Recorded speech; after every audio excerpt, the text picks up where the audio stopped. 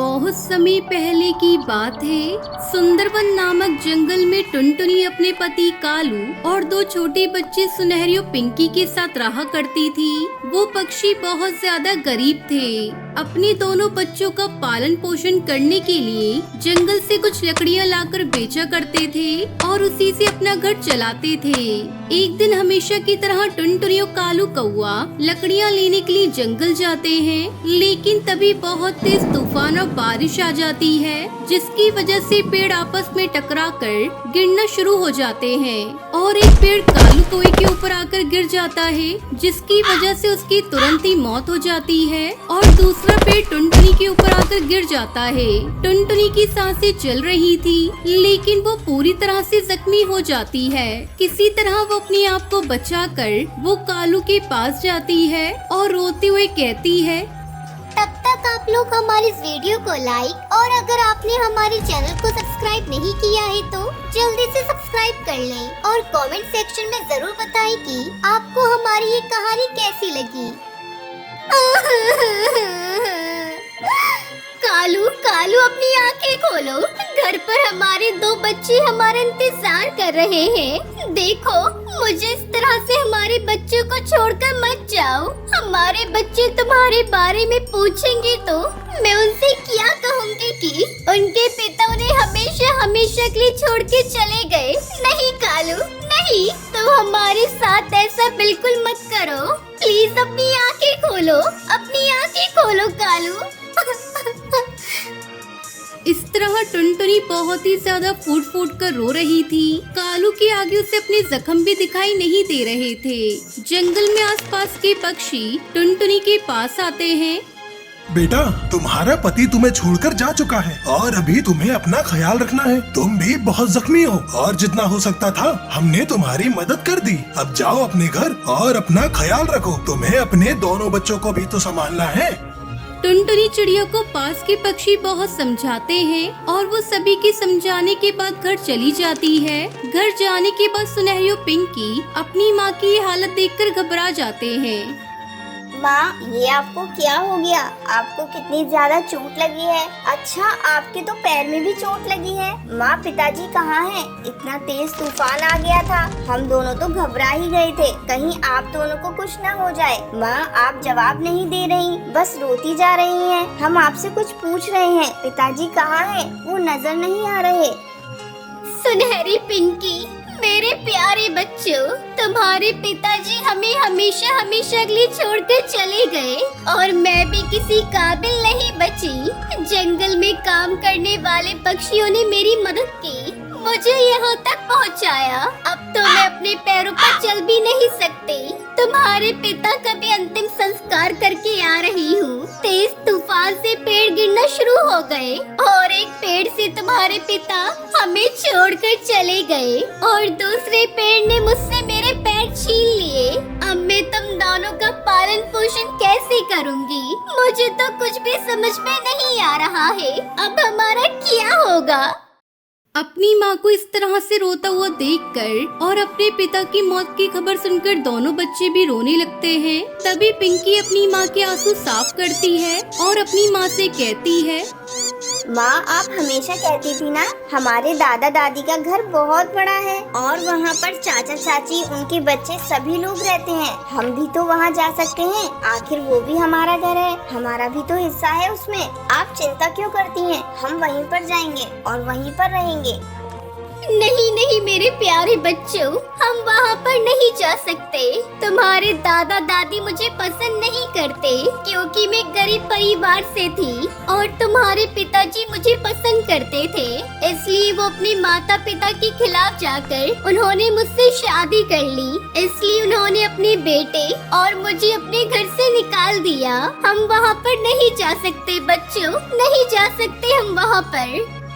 टुनटुनी अपने दोनों बच्चों को अपनी सारी बातें बता देती है। पूरा परिवार दुखी था, परेशान था। तभी अचानक तेज तूफान के साथ बारिश शुरू हो जाती है और इतनी बारिश होती है कि उनके घोंसले के अंदर पानी आना शुरू हो जाता है।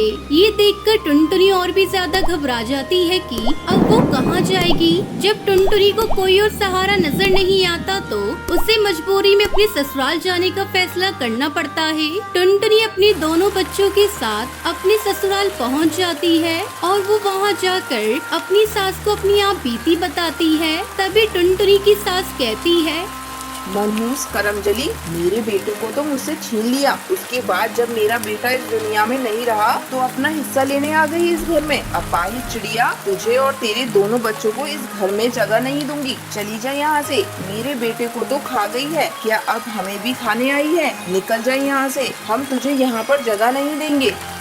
सासू माँ, मेरे दोनों छोटे बच्चे हैं, इनके ऊपर थोड़ा रहम करो, थोड़ा रहम करो सासू माँ। ना मैं तुझ पर रहम करूंगी और ना ही तेरे इन दोनों छोटे बच्चों के ऊपर रहम करूंगी। निकल जा यहाँ से। और मैंने कोई अनाथ आश्रम नहीं खोल के रखा जो मैं तुझे अपने घर में रहने की अनुमति दूं। जा यहाँ से, बाढ़ में डूबकर तू भी मर जा। दादी दादी, अपने घर में रहने की जगह दे दो ना। बारिश कितनी तेज है, हम इतनी तेज बारिश में कहाँ जाएंगे? हमारा छोटा सा घोंसला टूट गया, उसके अंदर पानी भी भर गया, हमारे पास रहने की कोई जगह नहीं है दादी। टुनटुनी की सास किसी की भी नहीं सुनती और सबको घर से बाहर निकाल देती है। टुनटुनी चिड़िया इतनी तेज बारिश में अपने दोनों बच्चों के साथ कहाँ जाती, उसे कोई जगह नहीं मिल रही थी। तभी वो अपने दोनों बच्चों से कहती है, लगता है अब हमें पहाड़ी पर ही जाकर रहना होगा, क्योंकि यहाँ तो कहीं रहने की कोई जगह नजर नहीं आ रही है। जिनके पक्के और अच्छे मकान हैं, वो तो अपनी छतों पर रह रहे हैं। हम यहाँ झोपड़ी डालकर भी नहीं रह सकते, सिर्फ एक पहाड़ी पर जाने का ही आसरा है। चलो मेरे प्यारे बच्चों, पहाड़ी पर चलते हैं, देखते हैं वहाँ पर हम अपना जीवन कैसे बिताएंगे। ऐसा कहकर टुनटुनी अपने दोनों बच्चों के साथ पहाड़ी पर चली जाती है। वहाँ जाकर टुनटुनी चिड़िया उसके दोनों बच्चे देखते हैं तो चारों तरफ फल के पेड़ लगे थे, ठंडी ठंडी हवाएं चल रही थी, बहुत अच्छा लग रहा था। तभी पिंकी कहती है, माँ, पहाड़ी पर तो कितना अच्छा लग रहा है और यहाँ पर हमें खाने की भी कोई परेशानी नहीं होगी। जब तक हम यहाँ रहना चाहें आराम से रह सकते हैं। बहुत समय बाद हमें फल खाने के लिए मिलेंगे। हाँ बेटा, वो तो सब ठीक है, लेकिन यहाँ पर जंगली जानवर भी रहते हैं। हम इस तरह खुले में तो नहीं रह सकते। हमें रहने के लिए घर की आवश्यकता है, इसलिए हमें लकड़ियाँ चाहिए। माँ, वो देखिए, सामने देखिए, कितनी ज्यादा मिट्टी है। हम वहाँ से मिट्टी लेकर आएंगे और मिट्टी का घर बनाएंगे और उसके अंदर रहेंगे। अरे वाह मेरी समझदार बेटी, तुमने कितना अच्छा आइडिया दिया है।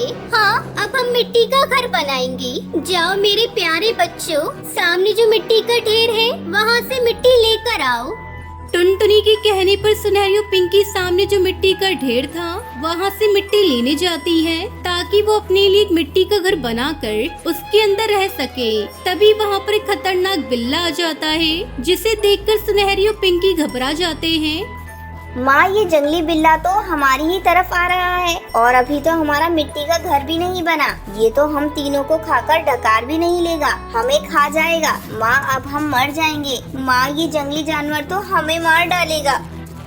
जंगली बिल्ला को देखकर दोनों बच्चे बहुत ही ज्यादा घबरा रहे थे। वो रो रहे थे कि तभी मिट्टी के ढेर से आवाज आती है, टुनटुनी चिड़िया, मैं जादुई मिट्टी हूँ और अच्छे लोगों की मदद करती हूँ। तुम बहुत अच्छी हो, इसलिए मैं तुम्हारी मदद करना चाहती हूँ। तुम मेरी मिट्टी से जादुई मिट्टी का घर बना सकती हो और उस घर में तुम्हें किसी चीज की कोई परेशानी नहीं होगी। मैं कहीं कोई सपना तो नहीं देख रही। मिट्टी के अंदर से आवाज आ रही है, अब हमारा जादुई मिट्टी का घर होगा। मुझे तो अभी भी विश्वास नहीं हो रहा है।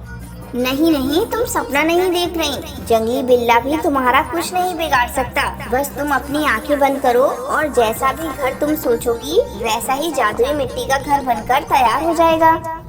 जादुई मिट्टी की बातें सुनकर टुनटुनी खुश हो जाती है और वो अपनी आंखें बंद करती है तो उसके सामने एक बहुत ही सुंदर मिट्टी का जादुई घर बनकर तैयार हो जाता है, जिसे देखकर टुनटुनी उसके दोनों बच्चे बहुत खुश होते हैं। टुनटुनी जादुई मिट्टी को धन्यवाद कहती है और अपने बच्चों के साथ जादुई मिट्टी के घर के अंदर खुशी खुशी रहने लगती है।